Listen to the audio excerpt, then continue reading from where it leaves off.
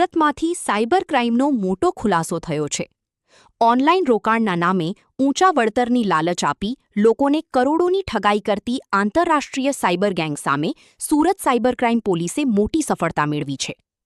સોનાની ખાણમાં રોકાણ કરાવવાના બહાને એક નાગરિક પાસેથી ₹1.63 કરોડથી વધુની છેતરપિંડી કરવામાં આવી હતી. ટેકનિકલ સર્વેલન્સના આધારે પોલીસે ઉત્તરાખંડના કાશીપુરમાંથી 3 આરોપીઓની ધરપકડ કરી છે.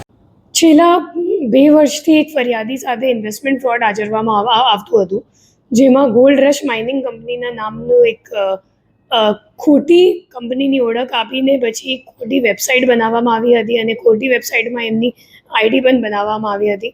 ફરિયાદીનો સંપર્ક એક અંજલિ મોદી નામની છોકરીના મારફતે કરવામાં આવ્યું હતું ફેસબુક દ્વારા. અને ફેસબુકમાં જ્યારે અંજલિ સાથે થોડી બહુ ઓળખાણ થઈ ગઈ ત્યારે અંજલિ એમને વોટ્સએપ પર કોન્ટેક્ટ કર્યો અને એમને એમ કીધું કે હું આ કંપનીમાં ઇન્વેસ્ટ કરું છું અને મને સારું નફો મળે છે દર મહિનાનું, તો એટલે તમે પણ ઇન્વેસ્ટ કરો. અને ફરિયાદી એમના વાતોમાં આવીને પછી 1,63,00,000 જેટલા છેલ્લા 2 વર્ષમાં એમને ઇન્વેસ્ટ કરી નાખ્યું. અને જ્યારે વિડ્રોવલની વાત આવી તો ત્યારે એમને ખબર પડી કે એમની સાથે છેતરપિંડી થઈ ગઈ છે, કેમ કે પછી વિડ્રોવલ માટે એ લોકો જે સામેવાળી કંપની છે એમની પાસેથી અલગ અલગ ચાર્જીસના બહાને અન્ય રૂપિયા પણ મેળવવા માટે પ્રયત્ન કરતી હતી.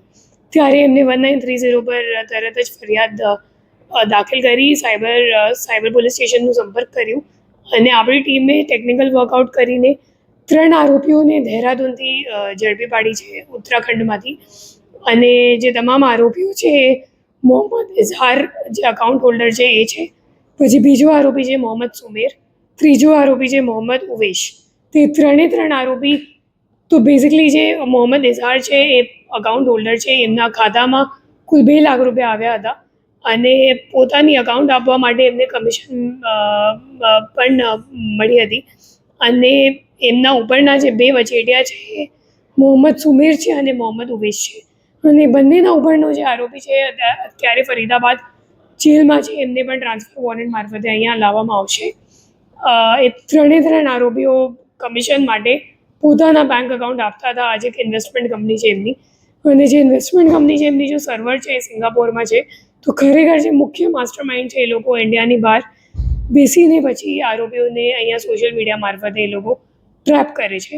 તો હું લોકોને અપીલ કરું છું કે અગર કોઈ પણ તમને શોર્ટકટ મનીનો લાલચ આપે કે તમે અગર આમાં ઇન્વેસ્ટ કરશો તો તમને સારો નફો મળશે, મહિનામાં મળી જશે, તો મહિનાનું આટલું ટકા નફો મળશે, તો એવી કોઈ ટ્રેપમાં આવતા નથી. અને સોશિયલ મીડિયા અથવા તો ટેલિગ્રામ ઉપર સંપર્ક થયેલા માણસ ઉપર વિશ્વાસ નથી કરતા અને કોઈ પણ અજાણ્ય બેંક અકાઉન્ટમાં તમારો પૈસો નથી ટ્રાન્સફર કરતા. તમારી જે આખી પૂંજી છે, લાઈફ ટાઈમની સેવિંગ્સ છે, એ તમામ આમાં જતું રહેશે. અને એ લોકો મોટાભાગે આંતરરાષ્ટ્રીય ગેંગ તરીકે ઓપરેટ કરે છે અને અમે લોકો પણ એમાં રિકવરી આપી શકાય એ અઘરું છે.